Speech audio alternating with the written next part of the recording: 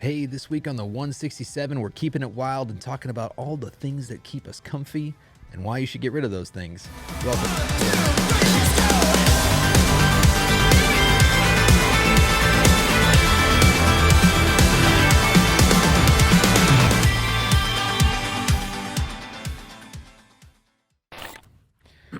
Hey, welcome back to the 167. I'm here with Pastor Rick George. Good morning. Hey, and this week we are still in our Wild series. We are, and you know something that's really wild? What's that? This new table. Yeah. This is really wild. It's a throwing you off. It's a mini table. It's a mini table. It's a different table. We're getting close. I see where you're going with this. Yeah, I just want We were too far apart. Now we're getting closer. that gap in the middle is just going to get closer and closer till I we're like it. cheek to cheek doing it with Yes. one microphone. I don't think I'm in for that. It's a little too wild for me. I mean, speaking of uncomfortable things, Yeah, that's what we're that's- talking about yeah. this week is getting uncomfortable and kind of leaving comfort behind to pursue the things of God. So I just want to start out. We do this thing kind of in our life group, which is called a recommend. So like, it's like, oh yeah, like recommend something. It could be a restaurant. It could be, I mean, really anything. But this week I wanted to do comfy recommendations. So when you want to get comfy, what are some of the comfortable things that you have like in your life or in your house? So it's kind of funny. Trudy just brought up the other day that it seems like my goal every day when I come home, regardless of what time I come home, sometimes I get home at 5 or 5:30. Sometimes it's, late at, it's 8 or 10 at night, depending on what's happening. But she said, it seems like my goal in life is to look as close to a homeless person as possible as soon as I walk in the house. So my comfy is I come in, I put on a ratty pair of sweatpants and an old T-shirt, and it's like, what? Carissa just threatened to throw away my VBS T-shirt from Warrior Academy. It's that hot honey yellow one, and I sleep in it almost every night. And she was like, "This is starting to get gross." But it's so comfortable. Yeah, so that's comfort for me, just like getting as close to a homeless person as possible. Well, I always recommend. I only buy American Eagle jeans, and usually like once a year they go on sale where they're like $30. You just stock up on them. But for some reason, the elastic in these jeans are just unbelievable. It's like the most comfortable pair of jeans I've ever owned in my life. Yeah, so comfort. So there you go. So get you some sweatpants and if you've got that T-shirt on, how many years have you put into that T-shirt, or do you just buy a soft shirt? No, it's just an old, and I've got a couple that I go to, but they're kind of like the. I generally go with the Under Armour type. It's not an Under Armour brand, but kind of that. I don't know what that you material. call it. Yeah, kind of a stretchy. And I've got a couple. Depending on summertime, I'll go with the sleeveless. It's a little cooler. In the wintertime, it's the short sleeve, just a T-shirt. So I honestly believe that's why I think it's maybe in Leviticus. It's in the Old Testament somewhere where they tell you not to wear clothes that is blended fabric. And I'm like, I think that's why is because he's like, no, you're going to invent elastic. Yeah. And then we're never going back to it. So comfort. There you go. So we're talking about comfort and being comfortable. And I think that's so, prevalent, of course, in our society in America. But I wanted to get your feelings on, do you feel like, it's escalated? Is it the invention of yoga pants and we've all just has it escalated, do you think, or do you think that people have always strived to comfort, they just never had the technology? Wow. I don't know. I think I can speak into, I think it's becoming a bigger deal. I don't really know if, in years past it's been, a priority to have comfort, but it definitely, there's a trend for all of us to avoid hard things, difficult things, uncomfortable things. We want the easy, we want the comfortable, we want the thing that's going to require the least amount of effort from us, and predominantly that's the rise of technology. I mean, we just keep inventing more and more things, discovering more opportunities for us to do less, so that we can really accomplish more, but it feels like we're accomplishing less with the technology that we have because we're becoming little, I don't know, we're becoming lazy. Well, and I think it's so hard for us when it's available to turn it down. Like there's all these studies out about like how your cell phone is damaging, how social media is damaging, and people like once you get a taste of it, it's so hard to like go. It would be like purposefully not owning a microwave oven. You'd be like, well, why wouldn't I own a microwave oven? It's so quick, and it's like, well, yeah, but it's better if you cook your food on the stove. And you'd be like, but like I think it's so hard to go backwards. Yeah. So if you just think back, several years when texting became a thing, and you had the T9. Oh my gosh. Where you had to do all the uppercase, lowercase, the numbers, the letters, and you had to press each button 6 times to get one letter. Yeah. So and man, kids picked up on that, and they were like masters of and just like lightning speed, and that was the thing, and it was an awesome thing. But to think about going back to that thing is like, no. Well, it's because it looked like you were typing 90 words a minute. Like you'd see people that were like, and really what they typed was, yes, I will be home soon. Yeah. But it was like they had to press 80 buttons to get there. So now for me, the comfort is, and I know it's probably laziness and I don't know, people make fun of me, but I voice text. Oh, yeah. Nobody got time to be punching buttons, right? I'll just voice text. Well, now it's a thing that, because people will get so frustrated with speech to text that they'll literally just send each other voice memos. Yeah. Where it's just like, hey, because, you're going to actually hear the voice. It doesn't, Siri's not going to do a bad job translating it. You just keep sending each other back and forth voice texts. But the danger of that in the laziness is you just say something and send it, and then it autocorrects, and you didn't double check it because you're just lazy. And then you're like, oh, no, I didn't mean to say that. That's and then right. you say sometimes inappropriate things, or at least things that don't make sense. Well, and I think you see that thing that happened in our culture where, again, I feel like it's hard to go back, is COVID hits, everybody goes home, and they get to work in their sweatpants. And like, we saw that happen in our culture where like people are like, well, I don't want to go back to work. I can sit at home with my cat in my sweatpants and, drink some hot tea and still get all my work done.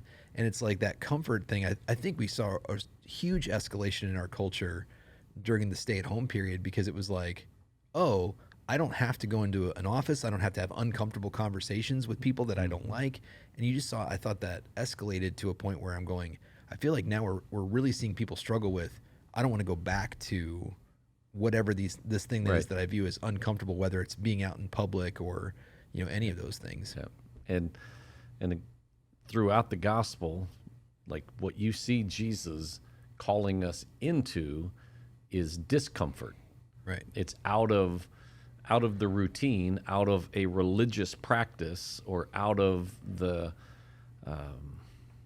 kind of what the culture says you should be doing. Is that no, I'm offering you and inviting you into something different, and that's uncomfortable. But what is the relationship? Like I wrote this question down. Why can't our faith be comfy? You know what I'm saying? Like, what would you say to somebody that's like, yeah, I just want to sit at home on my couch in my sweatpants and just listen to worship music. I'll never go to church. Like I don't have to have uncomfortable conversations. I don't have to share my faith. It's just me and God. It's kind of that same thing where it's like I go fishing on Sunday mornings and I sit in a fishing boat with me and God and I just relax and fish. Yep. Why can't Christianity be easy? Like why doesn't that comfiness strengthen our faith? So for whatever reason, and I will not pretend to know the mind of God in this matter, but for whatever reason, he has chosen us to partner with him to share the good news. He didn't have to. He could have had a different plan of communicating the gospel. Like skywriting? Yep, and it could have avoided our participation. But he didn't do that. He chose specifically us to partner with him to communicate the gospel to a lost and dying world. And it's uncomfortable. It is super uncomfortable for most people to simply walk across the street and have a spiritual conversation at any level with a neighbor. It just seems invasive or embarrassing or confrontational, and so we try to avoid that, and it's uncomfortable. I'm not sure why he said, I'm going to give that responsibility to you, but he did. And so when he goes to person, walking along the shores of the Sea of Galilee, and he finds Andrew or he finds Peter, and he says, "Come and follow me, and I will make you a what? Fishers of men. A fisher of men." So you're going to become fishers of men. You're in partnership with me. And so the reason we can't just stay at home and we can't just kick back in the lazy boy and listen to worship music and say, "I just love Jesus," is because we're not fulfilling the great commandment and the great commission, right? So we can't love each other well, and we can't go and make disciples if we're alone. And both of those things, loving people and making disciples, it has an element of uncomfortableness to it. Well, we even say here that our point is to know God, to find freedom, to discover your purpose, and then make a difference. And you can't make a difference being comfortable all the time. Oh yeah, I mean, and that, I think we instinctively know that in other areas of our life. Like we instinctively know, yeah, if I want to be in good health, I have to go for a walk, I have to lift weights, I have to do those things. I have to say no to some comfy food, right? Some comfort food. But I think in our faith, a lot of times we just don't have to. I was talking to our young adults group, and I asked them in the video that we had watched and we were discussing, the guy talked about, he goes, "Yeah, I think that some people view that there's like a 1.0 Christian and then a 2.0 Christian, that yeah, you give your life to Jesus Christ, but then there's this other thing that happens to you that, and I'm thinking like, oh, that's like, you become a missionary to Africa or a Billy Graham, or you raise the dead. Like I'm thinking like that's 2.0. And I asked my students, I was just like, "Hey, what do you think 2.0 Christianity looks like?" And they were like, "I want to be able to talk to somebody else about Jesus." And I was like, "You're kidding." Like you think that is like the apex of Christianity, is that you can sit in a coffee shop and at least even tell someone about your beliefs, but they're so nervous to even do that, to have an uncomfortable conversation, that they think that is Christianity 2.0. Yeah. And so what we default to is my comfort. I don't want to step into that. It's, it's a little uncomfortable. I don't want to seem abrasive to them, or, I don't want to intrude on their beliefs, and we just retreat back to our comfort. And Jesus, again, over and over said that's not part of the plan. Right. It's uncomfortable, and it might be uncomfortable going across the street, but probably not as uncomfortable as going across the world into a foreign country. But either way, he's calling us into this wild life of stepping out into something, the unknown. And right. I think that's part of, we're a little apprehensive of the unknown. Well, and I feel that anxiety a lot, and I don't know if our listeners just need to hear that from pastors. I tell people all the time, like, yeah, like if I'm in a coffee shop and I try and talk to the baristas, I try and talk to waitresses and just acknowledge their humanity for one, but just try and be nice to perk up their day a little bit and ask them questions about themselves, and maybe that's going to lead to a spiritual conversation. I'm not sitting in line like, here we go, I get to talk to. I'm like, oh man, they're going to think I'm lame, they're going to think I'm stupid, like, and then I'm like, how's your day going? Like we feel that anxiety still. Yeah, and it does tie in, going back to the message this past Sunday, of the things that you value. So do you value, what people think about you and how uncomfortable this conversation is going to be? Do you value that more than you value that person's understanding of the love of God and their salvation? And it's a constant every day. Everyone is making these assessments of what do I value most in this situation?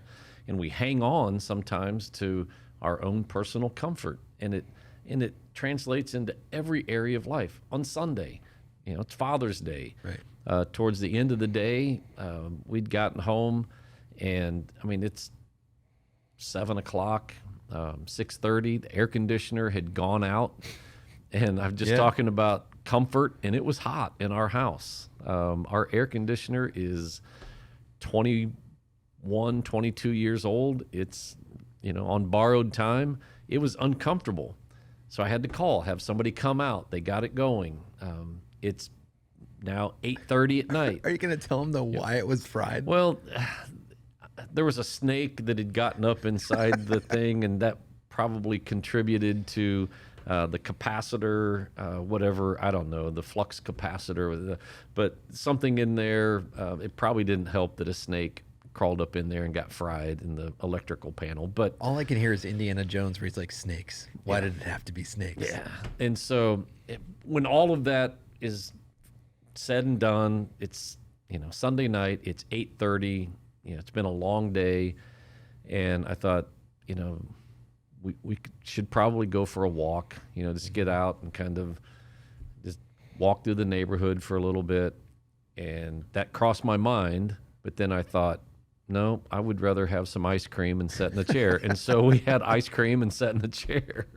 It was like, so I valued that more than I valued exercising at that moment. So it happens all the time Yeah. in various situations. You valued your calcium, your That's calcium right. intake.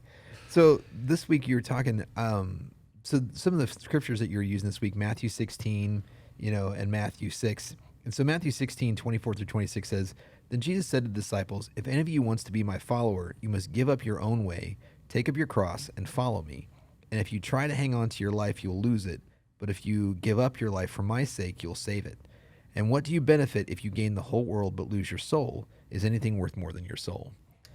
And then you have down here Matthew 6:33, "Seek the kingdom of God above all else and live righteously, and he will give you everything that you need."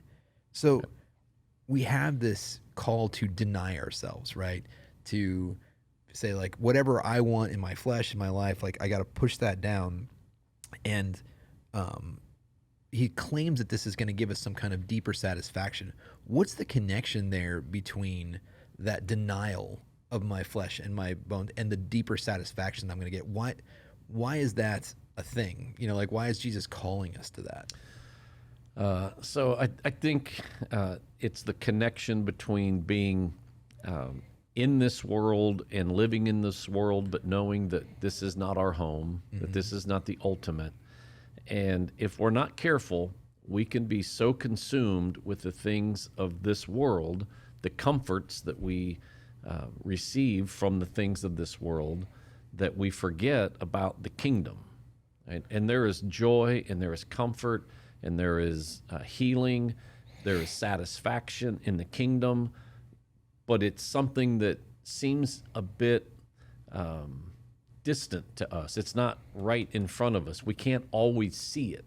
Right? So in the message, I talked about we have to be willing to give up what's present for what's promised. Right. And you can see what is present, and that's what attracts us. I remember a quote from years and years ago that when I saw it, it just wrecked me, and it stuck with me for a long time. And the quote was simply, "There are numerous things in this life that will capture your attention, only a few that will capture your heart. Pursue those things."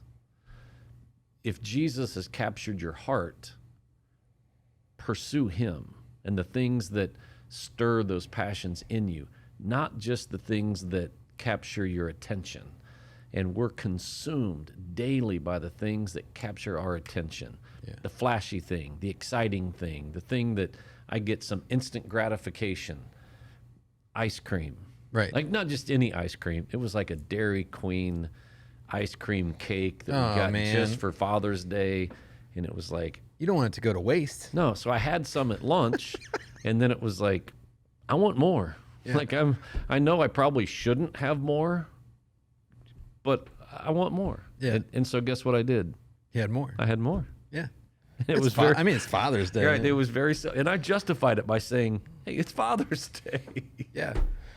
Well, I mean, like, it is. It's so hard to deny yourself what you can see to, it's hard to go to the gym and not go, someday I'm really going to need this, until you, like, as, we get older, it's like, I might go and do something that's like a chore, chop wood, do something. And then I'm feeling it. Right. Yeah. And I'm going, now, if I had been consistent in my workout for, the past 3 months, would I really be this sore? You know what I'm saying? Like, and so it doesn't catch up to you until you need it. And I think that happens to us spiritually is we go, I don't need to read my Bible. I don't need to do this. And then just like my group, they're going, I don't know how to talk to my friends about Jesus. And I'm like, well, do you think that, like, you just show up to that situation, you get struck by lightning, Yeah. like, or is that you start today. Yeah, and it's a great analogy because I mean I can speak from experience on two ends of a spectrum physically. Okay, so in my 30s and 40s, maybe even edging into early 50s, like when I went to the gym regularly and I worked out, I could tell. Right. Like I looked different, I felt different, I was stronger, I was making progress. I mean, I was lifting more weight and it was substantial. Like I could see it. Now, I'm late 50s, early 60s now, Right. and it's not as rewarding. Like I work out, I lift, and I don't see anything. I don't really feel anything. Like mentally, I know this is good for me. I'm building strength. I'm going to need that strength later. But because I don't see the instant results, and when I look in the mirror, it's like I'm wasting my time. Yeah, it's less about six-pack abs and more about I want to pick up my grandkid and take him and put him in their bed. Exactly. And so it is much more difficult for me to work out now because I don't see the instant results or the short-term results. It's that long-term. But And that's- it's way more difficult. Well, and that's what we do too, is like that where it's like, I'm not going to have a second piece of ice cream cake. And then we wake up the next morning and be like, why don't I have six-pack Yeah. abs? I made one good decision. I ate Yeah. one salad yesterday. Yeah. Why have I not lost 20 Yeah. pounds? You know, and we give so, up. Yeah. So when you think, okay, in a spiritual sense, you know, when you're younger and you like, I'm memorizing scripture, it may seem like, okay, I don't see the results. So it's the flip of that. So early on, you're just like, I'm studying, I'm reading, and I don't see any opportunities. But then day after day, month after month, year after year, you have that discipline. Then as you get older and somebody comes to you or you have an encounter and it's like, boom, I have a verse, I have a scripture, like I've been preparing for this. And so you start to see the results later. So it's the flip side of the physical training. Well, and I think that we discount, and because you said something, one of the services, you said something, I don't know if you even realized you said it or if you wrote it down or was it something that you said, but I thought it was really good. But to kind of lead in that, I want to talk about, I really feel like, especially, you know, younger people, like we don't have that wisdom, and we go, I don't think that we fully appreciate the role that failure plays. You know, it's just like, you know, that where it's like, well, I'll just study and then I'll know what to say to my friend when they ask me about Jesus. And I'm like, oh, no, you need reps. Like, you have to do it over and over and over, and you'll get a little success and you'll get better at it and you'll get better at it and you get better. Like, you have to do it at some point to get better at it. And there's never going to be a time where you're just like, well, I sat on my couch for 12 weeks, so now I'm ready, you know? And you'd said in your message, letting go feels like failure, that it's not but it's not failure, it's freedom. I was like, was that on purpose, or was that just the inspiration of the Holy Spirit? Well, I'm guessing it was on purpose for somebody, but no, it wasn't a part of my. It was very tweetable. I was just like, and oh, so man. For me, I was just thinking back through, like being competitive and losing, and I don't like to lose, and so when I lose my life, it seems like failure, but it's not. It's that freedom of saying, now I get to walk with Jesus, and the whole world of opportunity opens up to me. So yeah, but because we have this connotation of losing as being giving up and failure is a bad thing, that it's not failure. Right? And so when you lose something, when you give up your life and you say, I'm not doing that, or I'm going to sacrifice that, there's something freeing in that. And it is supernatural, and you can't pinpoint it and say, this is exactly what it's going to look like. It just supernaturally, God comes in and changes situations. And you're like, what I thought I was losing and it looked like a failure, God has turned that into an incredible blessing and an opportunity for me. I was just talking to a young man the other day, and he was talking about kind of closing the door in a relationship that he was in. And, you know, I started to, you know, I didn't know, you know, you just got to sit with people in that time. And I started just telling stories about my ex-girlfriends. And he's like, and I'm like, yeah, I could have, you know, made a life with that person, but I didn't. And I could have made a life with this, but I didn't. And that's not, And now I said, and then what happens is you bump into them 5, 10 years later, and you've both got a wife that you love or a spouse that you love and kids, and you go, like, I think there's a moment of closure in that where you go, oh, no. We're exactly where we needed to be, but we had to go through the failure of that relationship. You had to go through that breakup. You had to go through letting go of that and grieving those things to move on to something better. And then, it's like that verse where God's constantly working for good to the people that love and serve him. And it's just like, and according to his purpose. And so you're just sitting there going, yes, this is terrible right now, but sometimes going through that failure, it strengthens you. You learn lessons from it. You gain wisdom from it. And like you're talking about, like letting go, it's not, you're going to hold on to a toxic relationship. You're going to hold on to an addiction. You're going to hold on. But like you said, it's holding on to what's comfortable. And we see that in freedom all the time. We're trying to find freedom here at New Life. And it's like, well, my dysfunction feels like comfort. Like it feels like normal to me. Yeah. And if I'm not willing to let go of that thing that's holding me back, then it's going to result in failure. So I have to look at this letting go as not failure of a relationship. It is freeing me up to explore what God has for me. Yeah. And like, how many times do you see that though with people that we work with, that they are unwilling to let go of this because they don't have something else immediate? Like, I think that people will let go if they can jump immediately to something else. But when you don't see that next thing, when God's just like, just trust me in this, just let go of this thing. And, don't worry.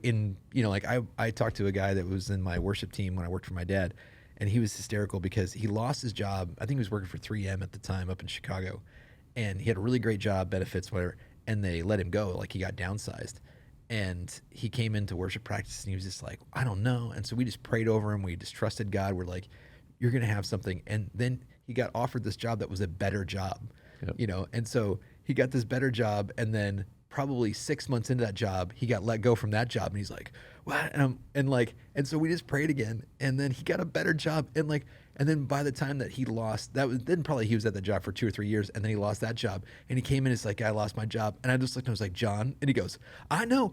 Right now I'm just like, what? Like, what's the new thing? What's this crazy new salary that I'm going to make? And sure enough, he got a better job. And I'm just like, but there was parts of those like things where he was on his last dollar in his, like he was out without work for 3 to 6 months, and it's like, he's like going, starting to get nervous, God. And then God would come through at the last possible minute. And I'm just like, by the fourth job, he was just kind of like, lost my job. I don't care because God's going to give me a raise, so it was a great thing. But thanks for giving that message this week. We got 2 more weeks. 1 week. Yep. This is the last week coming up. Yep. That's wild, Pastor Rick. It is wild. We'll see you guys here on the next time on 167. If you enjoyed this episode of the 167, make sure you like, subscribe, follow, get notified, leave a 5-star rating and a positive review. Tell all your friends to listen as well. Make sure you go over to newlifegardener.com and check out all that we have to offer as a church, and check out our messages online as well. Thanks for listening.